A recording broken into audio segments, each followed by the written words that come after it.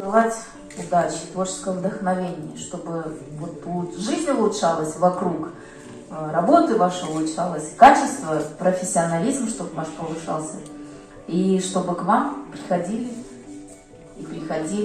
люди и участвовали вот в таком деле. Спасибо вам, благодарю фотоклуб.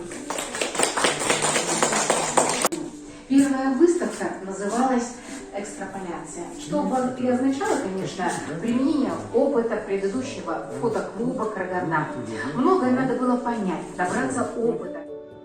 И вот уже вторая выставка представлена нашим жителям и гостям города под названием «Интерполяция».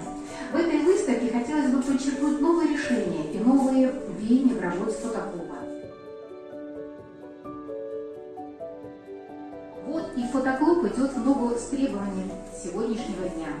Фотоклуб «Караганда» расширил свои границы и стал международным.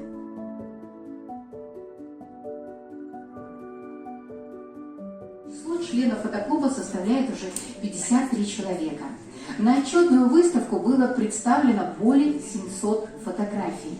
Из них было отобрано 199.